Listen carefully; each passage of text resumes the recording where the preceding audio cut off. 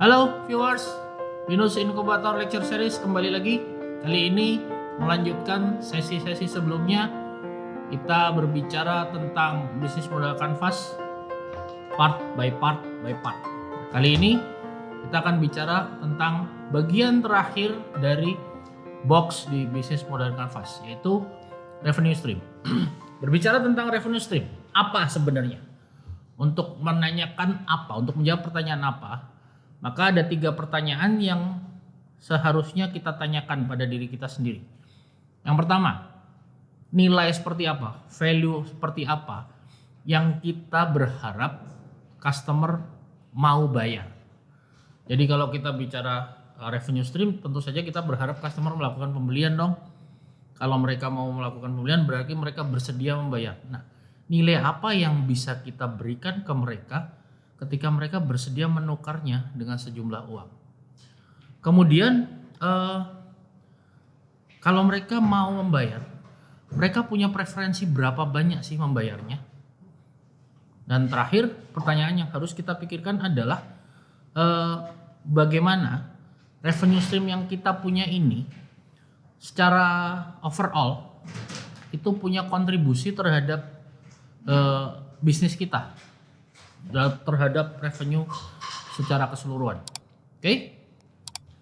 Nah, hal-hal penting dalam revenue stream yang perlu kita perhatikan adalah lagi-lagi mengacu pada pertanyaan pertama yang kita sampaikan tadi sebelumnya. Bagaimana kita mengharapkan customer itu membayar, seberapa banyak mereka kira-kira mau membayar, dan kalau sudah mau membayar, kira-kira kita bisa kasih apa sih? Nilai yang menarik seperti apa yang akan kita berikan pada customer untuk ditukar dengan sejumlah uang yang kita tetapkan sebagai harga. Oke. Nah, dalam revenue stream tentu saja ini mengandung banyak hal. Ini adalah bisa dikatakan sebagai rekapitulasi dari the whole boxes untuk memastikan bahwa proses bisnisnya berjalan, ada uang yang masuk. Oke. Ada beberapa tipe revenue stream. Kita diskusikan satu persatu. Yang pertama, asset sale. Nah, ini menjual aset, ini yang paling sederhana lah ya teman-teman. Kalau kita bicara revenue stream ini ya kita punya produk, kita jual, kita dapat uang. Itu tipe paling basic dari revenue. Nah, yang menarik adalah ketika kita bicara konsep bisnis modern, kita tidak bisa berharap lagi pada revenue yang hanya dari satu sumber saja, hanya dari pembelian saja. Maka kita harus jauh lebih kreatif untuk melihat potensi sejauh mana bisnis kita bisa mendapatkan pemasukan. Oke.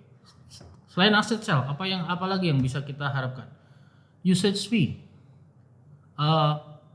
Fee dari penggunaan. Orang bisa semacam rental lah. Kita menggunakan sesuatu, kita membayar. Customer kita menggunakan produk yang kita punya, mereka membayar ke kita. For instance, kita membayar atas internet yang kita pakai. Itu bisa jadi bentuk revenue stream yang lain. Yang paling yang paling banyak digunakan juga subscription fee. Ini biaya berlangganan. Kita berlangganan menggunakan sesuatu, maka kita harus membayar. Itu juga bentuk revenue stream yang cukup banyak digunakan dan cukup menarik untuk diaplikasikan. Bentuk lain, lending, renting, leasing. Dari penyewaan, kemudian leasing.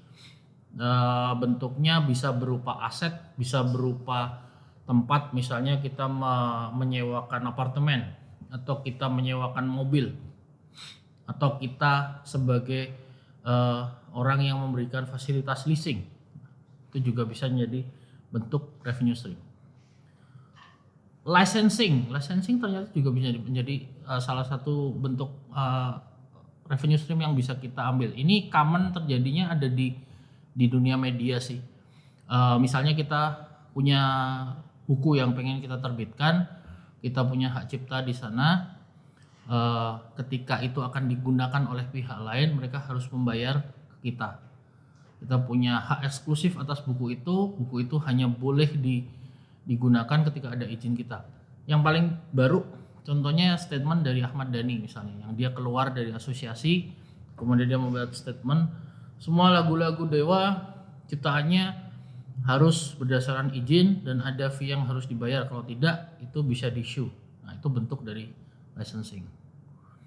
Kemudian brokerage fee,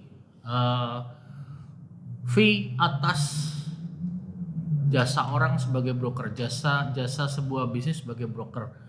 Ini bisa kalau yang paling sederhana ya, orang jual calo tanah lah, itu brokerage fee. Tapi ketika konteks bisnis, maka kita bisa tarik ke misalnya provider credit card. Mereka dapat uang dari mana sih? Kita yang pakai barang, kita yang membayar, terus pihak yang dibayar yang terima duitnya, terus provider credit card dapat dari mana? Mereka punya keuntungan mereka punya revenue dari brokerage fee. Kemudian terakhir bentuk revenue stream adalah advertising. Teman-teman mungkin sering ngerasain kesel buka YouTube terus ada iklan, biasanya di skip setelah 5 detik, atau buka website artikel utamanya sampai kelelep saking banyaknya pop up iklan, tapi itu somehow adalah bentuk revenue stream. Nah, so summing up apa yang sudah kita diskusikan barusan.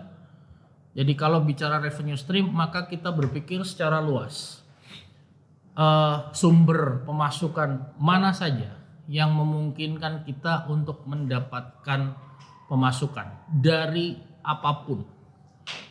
Again, dalam konteks bisnis modern, kita tidak boleh hanya berpikir bahwa the only income, the only revenue hanya possible dari penjualan saja. Tidak, tapi ternyata macamnya banyak. Jadi sudah saya share, ada mulai dari subscription, leasing, sampai advertising. So, there are a lot of types of revenue stream. Tidak harus memilih satu, tapi bisa kita kombinasikan dalam bisnis yang akan kita jalankan. Oke, jadi ketika kita bicara revenue stream, berpikir jauh lebih luas. So, ini sudah di bagian terakhir dari bisnis by Canvas. Kalau teman-teman belum melihat konten-konten sebelumnya, pastikan like, share, subscribe, and share. Dan kemudian bisa dilihat bagaimana bagian per bagian, box per box itu terkorelasi satu sama lain. Jadi pantengin terus channel Binus Inkubator Lecture Series. Kita akan update dengan konten-konten bermanfaat. Coach Gatot